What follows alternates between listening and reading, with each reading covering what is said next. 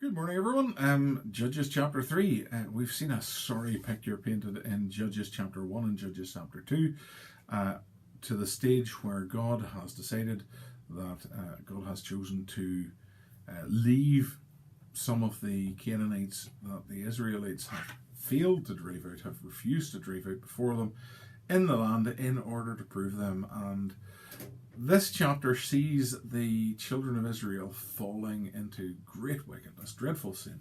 They're following other gods, they're intermarrying against the command of God. And they are oppressed a number of times in this chapter, and God raises up judges to rescue them once they have repented. God raises up judges to rescue them from the domination of these peoples, to call them back into their proper obedience and their proper worship. He raises up Othniel, the younger son of Caleb, and raises up Ehud and then Shamgar in this chapter as judges to guide, lead, judge his people Israel, to deliver them from the oppressor. Judges chapter 3, this is God's word. Now these are the nations which the Lord left to prove Israel by them, even as many of Israel as had not known all the wars of Canaan, only that the generations of the children of Israel might know, to teach them war, at the least such as before knew nothing thereof. Namely, 5 lords of the Philistines, and all the Canaanites, and the Sidonians, and the Hivites that dwelt in Mount Lebanon, from Mount Baal-Hermon unto the entering in of Hamath. And they were to prove Israel by them, to know whether they would hearken unto the commandments of the Lord, which he commanded their fathers by the hand of Moses. And the children of Israel dwelt among the Canaanites, Hittites, and Amorites, and Perizzites, and Hivites, and Jebusites. And they took their daughters to be their wives, and gave their daughters to their sons, and served their gods.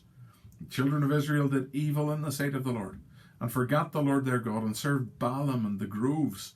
Therefore the anger of the Lord was hot against Israel, and he sold them into the hand of Chushan-Rishathaim, king of Mesopotamia. And the children of Israel served Chushan-Rishathaim 8 years. And when the children of Israel cried unto the Lord raised up a deliverer to the children of Israel, who delivered them, even Othniel the son of Kenaz, Caleb's younger brother. And the Spirit of the Lord came upon him, and he judged Israel, and went out to war. And the Lord delivered Chushan-Rishathaim, king of Mesopotamia, into his hand.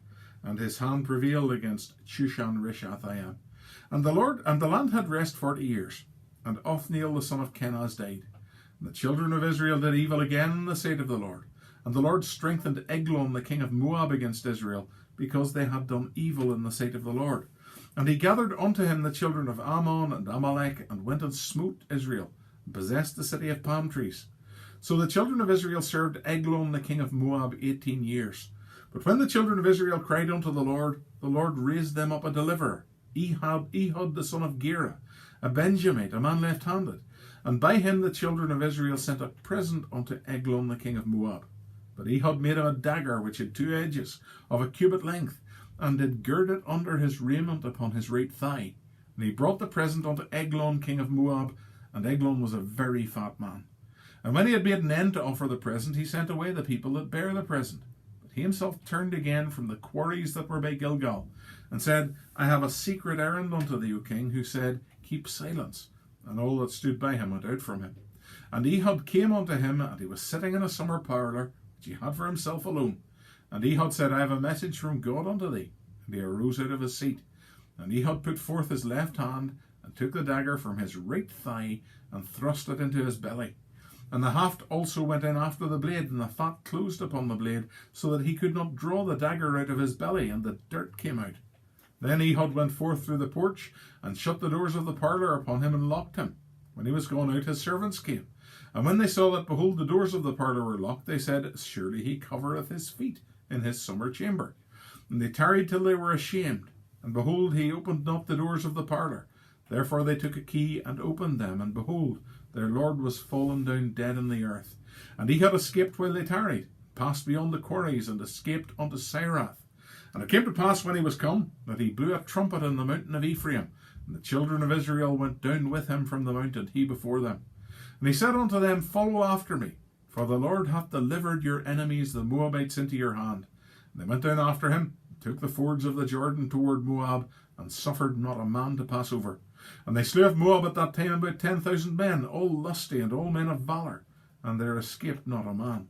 So Moab was subdued that day under the hand of Israel, and the land had rest 80 years.